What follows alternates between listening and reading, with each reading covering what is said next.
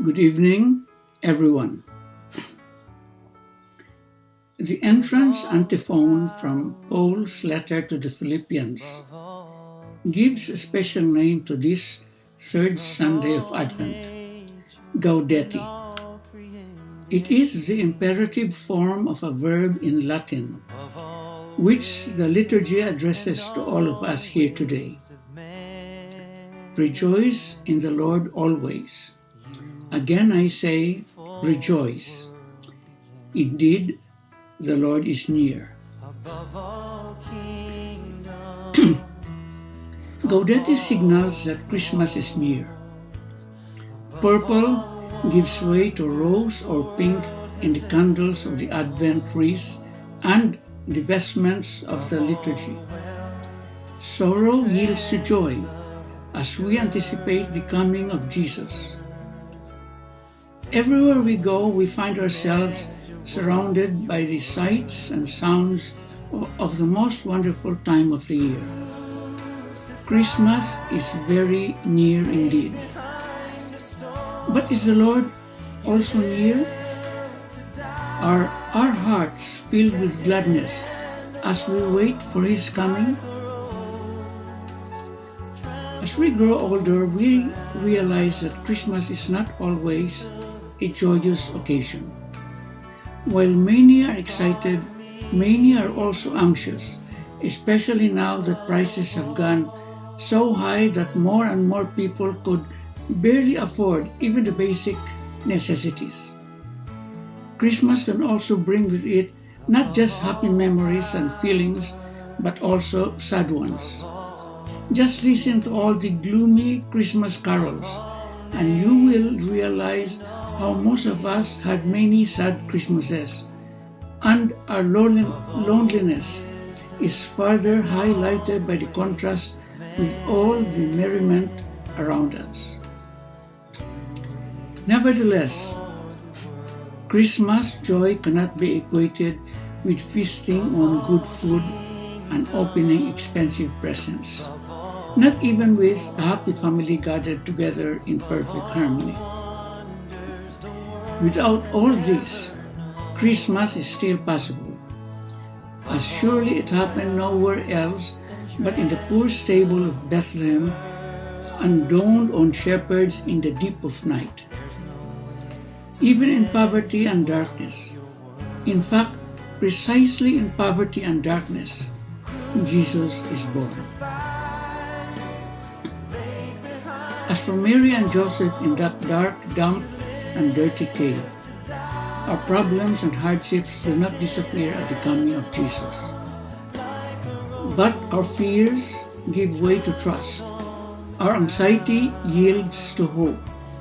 And the sadness of our heart is overcome by joy simply because the Lord is with us. His mere presence is more than enough for us. His nearness assures us that no matter how hard our life may get, we will always be all right because we are with Him. His love alone fills our hearts to overflowing. Rejoice in the Lord always. Again I say, rejoice. The Lord is near. And God bless you.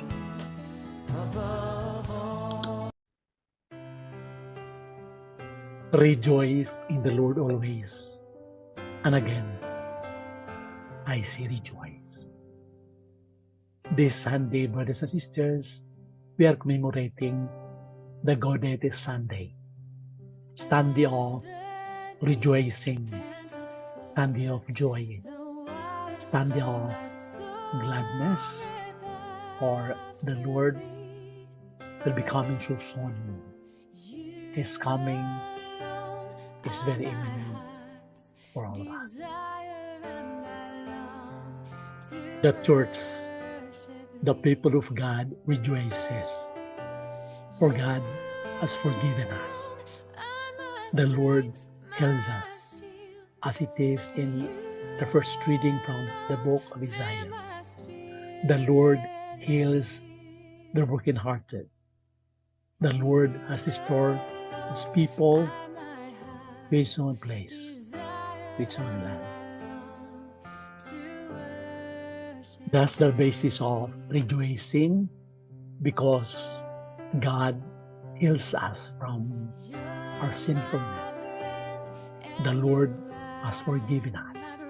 Thus we have to celebrate and be rejoiced.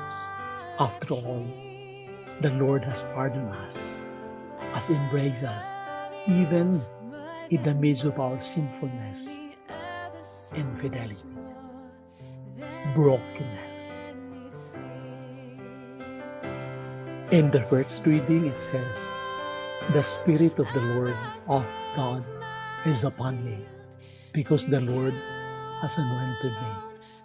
He has sent me to bring good tidings to the poor, to heal the brokenhearted, to proclaim liberty to the captives, release to the prisoners, to announce a year of favor from the Lord, and a day of vindication by our God." We rejoice heartily in the Lord, for He is our God. He is the joy of our soul. He has clothed us with a robe of salvation and wrapped us in a mantle of justice, like a bridegroom adorned with a diadem, like a bride bedecked with her jewels. To the joy and gladness for all of us, the sisters, is because the Lord has offered us His unconditional love, unconditional forgiveness, even amid our sinfulness and infidelity. The Lord has always a heart for us to be renewed, a heart for us to be back to His world, and a heart for us to do the same with others. Into this gospel, the Lord has sent John to become a witness, to announce the coming of the light that is found in Jesus Christ.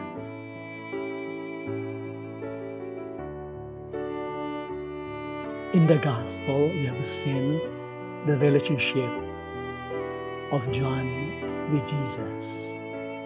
He prepares for the coming of the Lord. He prepares to witness the light, knowing that He is not the light, but the Lord Himself is the light prepared by His first cousin, John the Baptist. In the Gospel, we have seen that John came and sent by the Lord only to testify the light, to witness the light.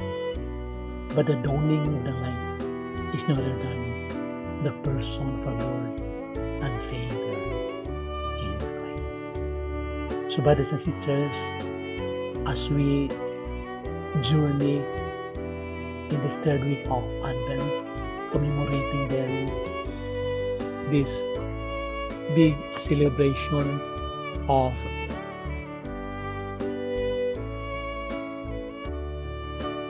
in this Gaudete Sunday, brothers and sisters, hopefully we realize the joy that we experience, that we celebrate this, the inner joy that we experience when the Lord is with us, when we experience the healing power of the Lord. And as John, hopefully, will always witness to the greatest light, will always prepare for the coming of the Lord, always becoming an eyewitness, realizing here the light, but we are just the witness for the dawning of the light, which is Jesus.